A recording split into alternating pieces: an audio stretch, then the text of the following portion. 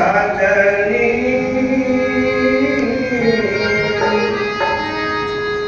रजनी बीती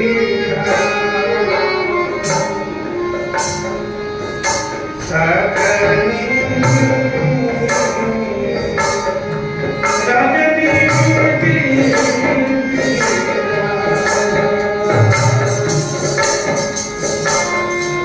पल पल छीने अवध दुनिया में पल पल छीने अवध दुनिया में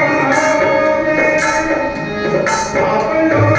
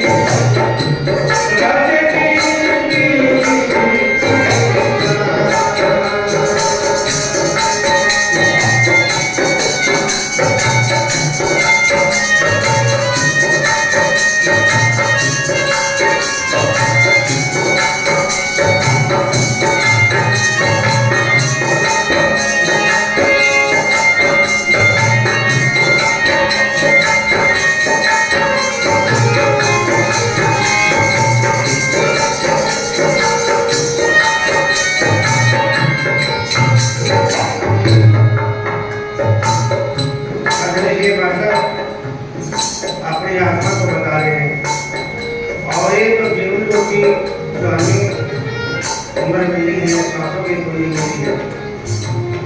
अब साहब कहते हैं सब्जी रखनी भी ये जो समय है हमारा दुनिया के भावों में दुनिया की बातों में और बीता जा रहा है। पल पल चीजें एक एक पल पल हमारा जीवन छीनता जा रहा है, घटता जा रहा है, खत्म होता जा रहा है। पल पल छीने अवध दिन याद अवध का अपने सुबह होने वाला है।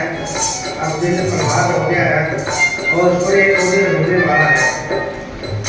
पल पल छीने अवध दिन याद में अपना भाग बना कि अपना जो मालिक है, अपना जो प्राणों चाला है, अपना शत्रु है, उसको बना, उसकी बंदगी कर और उसका शुक्राना कर। एक एक घड़ी बीती जा रही है, समय बड़ा अनमोल है। सारा समय हमारा इस दुनिया के भोग में बीता जा रहा है।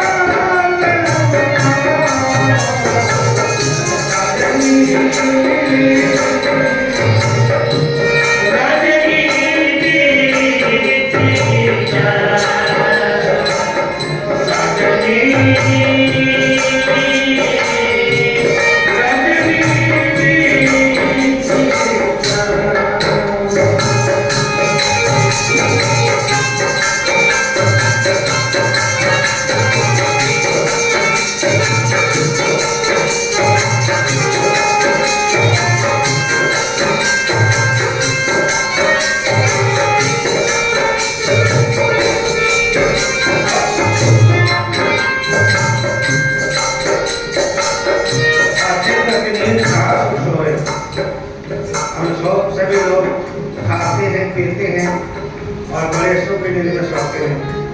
कबीर जी कहते हैं दुनिया खावे और सोवे, कबीर जागे और रोवे। मैं जागता भी हूँ और रोता भी हूँ। रोता इसलिए हूँ मैं देखता हूँ कि मेरे जो अर्जित हैं, मेरे जो जीव हैं, मेरे जो अंश हैं, वो उस परमात्मा ने जीव में खोकर दी और बड़े सुख की नींद में सोते हैं।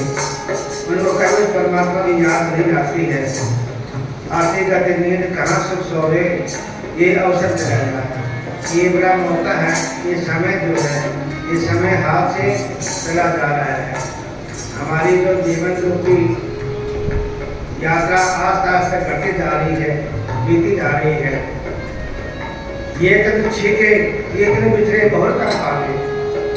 ये शरीर से छूट जाएगा, जब ये चोला जब छूट जाएगा, मानव का चोला छूटने के बाद में ये तक बिछड़े बहुत कहाँ पावे और फिर पीछे लगता है। फिर बाद में पछताएंगे, रोएंगे, चिल्लाएंगे। फिर ये अवसर में फिर नहीं मिलेगा और ना ये मानव का चोला फिर मिलेगा। तुम्हें ऐसा चोला पाने के लिए हमने कर्म किया नहीं तो चोला फिर कैसे मिलेगा? कम से कम ये दुनिया में आया है तो ऐसा कर्म तो करना चाहिए कि मरने के बाद में फिर मनुष्य का चोला मिल जाए और फिर भक्ति करने का, शब्द सुनने का अवसर मिल जाए। तो ऐसा कर्म भी जब हम नहीं करेंगे तो फिर हम दुनिया में आए हैं, क्या क्या हम आगे क्या कहेंगे जाए, ना यहाँ के रहे ना वहाँ के रहे, चाले ये साहब कहते हैं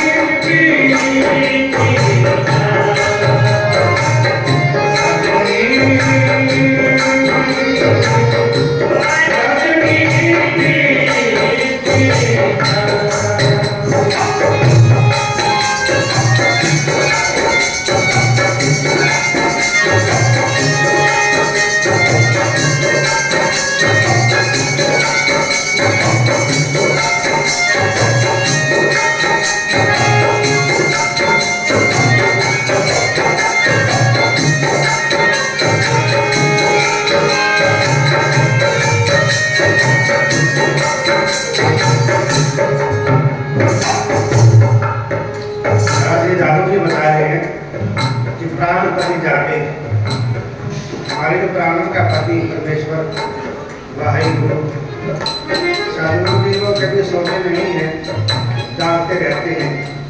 और हमें दुनिया के लोग अच्छा बढ़िया पदार्थ खा करके बड़ी सुखी जिंदगी सोते हैं। प्राणपति जागे सुंदर क्यों सोए? अपनी आत्मा से कहते हैं कि तू क्यों सोती है उस मौत की नींद के अंदर? वो अपने कहो कान, अपने मालिक के चरण कहो, उनके चरणों से निकल जा, उनके चरणों से जुड़ जा और तीसरा जिंदगी का कल्याण हो जाएगा। कोमल वचन करना करता आगे, बड़े कोमल वचनों से, बड़े मीठे वचनों से हमने उसे मालिक की आराधना करनी है। कि कठोर वचन कहेंगे, किसी भी प्राणी को हम कठोर वचनों से उसका संबोधन करेंगे तो हमारी बात को सुनेगा नहीं, हमारे ऊपर करेगा। किसी भी प्राणी को जो हमने ले जाना हो और वो अपना बनाना हो तो बड़े मीठे वचनों से उसका संबोधन करना पड़ेगा। कोमल वचन, कोमल वचन करना कर आगे नक्शिक रहो विभाग। नक्शिक का मतलब नाखून से, पैर के जो नाखून होते हैं वहां से लेकर के और शरीर का आखिरी भाग नक्शिक, पूरे रोम रोम के लिए परमात्मा का नाम बताइए और रोम रोम के अंदर जो हमारे अंदर कोमलता आ जाएगी, हमारे रोम रोम में प्रेम फूट के आ जाएंगे बाहर, जब वो हमारे प्राण पति वो हमारे परमेश्वर हैं, वो हमारे पर खुश हो जाएंगे और हमारे पर हमारे बच्चों को जोड़ के दे देंगे कि वो हमारा जो है कल्याण का मार्ग है वो खोल देंगे। इसलिए महाराज दारू जी कहते हैं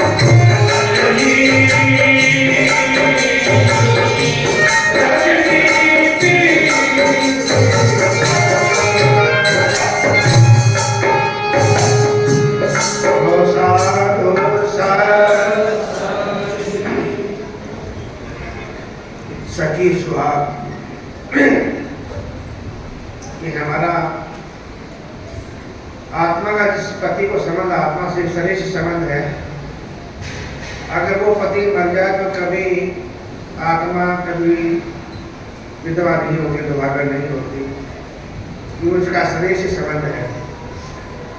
लेकिन सखी सुहाग सहज सुख पावे, असली सुहाग कौन सा है? और मीराबाई ने उसका जगह जगह में जिक्र किया है, जिसके सिर पर मोर मुक्त मेरा पति है सोई। सारे संसार में है, लेकिन मेरा पति जो परमेश्वर है वो भी जिंदा है।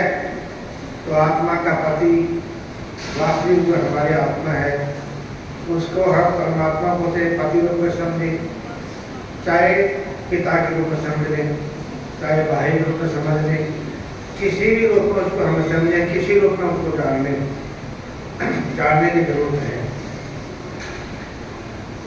सखी सुहाग सहज सुख पावा प्रीतम प्रेम रहा, अपना जो प्रीतम है, प्राणों का प्यारा है, उससे प्रेम रहा, उसके साथ में प्रेम रख, उसके साथ में हमारा प्रेम का संबंध है। और जो शरीर का जो पति है, उसका केवल इस शरीर से ही प्रेम है। यदि शरीर में कोई रोग लग जाता है तो पति जो है फटाफट को उतरा करने की कोशिश करता है, फटाफट को में खेत डालता है, पत्नी को परेशान करता है।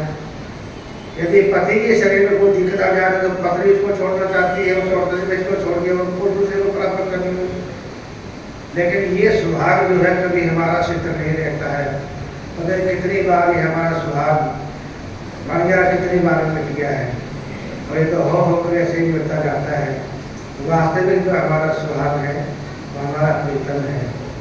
सखी सुहाग सहज सुख पावा, यानी वो उस सहज का सुख, पिया की सहज का सुख है, वो जब हमारा प्राणों का जो प्यारा प्रीतम है, जब उसकी हमें प्राप्ति हो जाएगी, उसका जब हमारे को दीदार हो जाएगा, तो सबसे बड़ा प्रेम, सबसे बड़ा सुख और सबसे जीवन का सबसे बड़ा आनंद हमें जब प्राप्त होगा।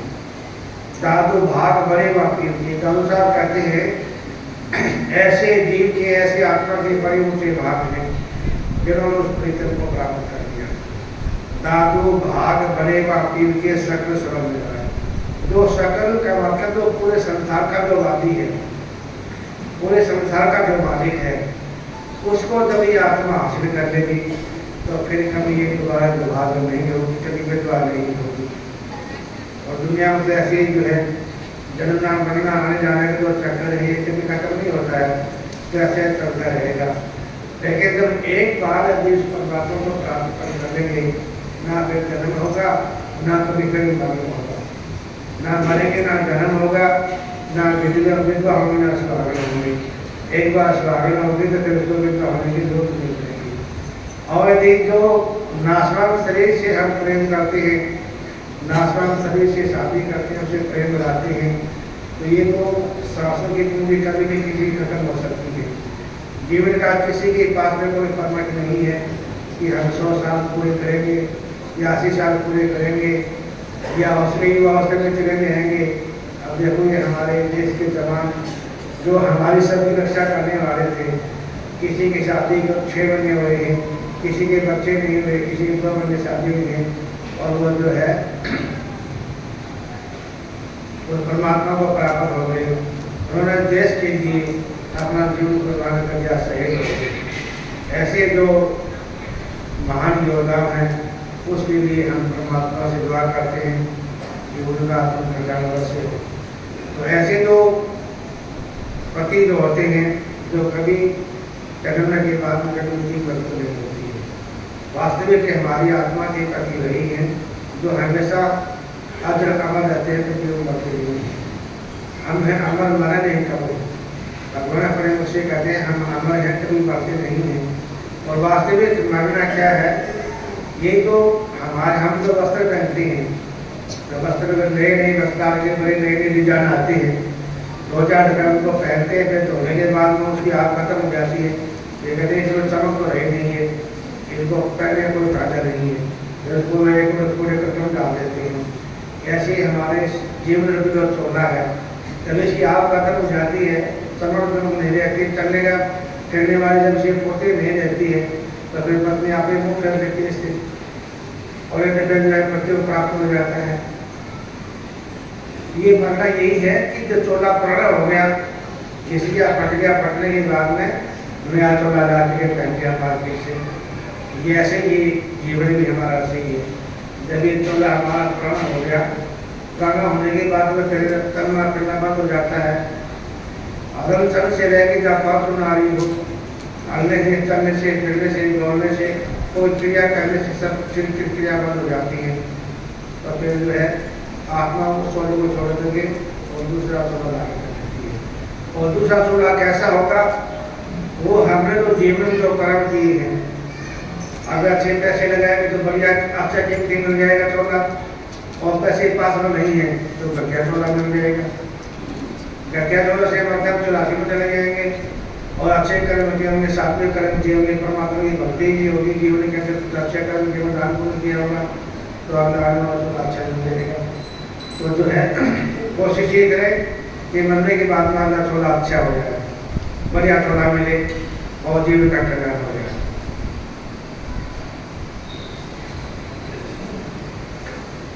अब साथ ही फिर समझा रहे हैं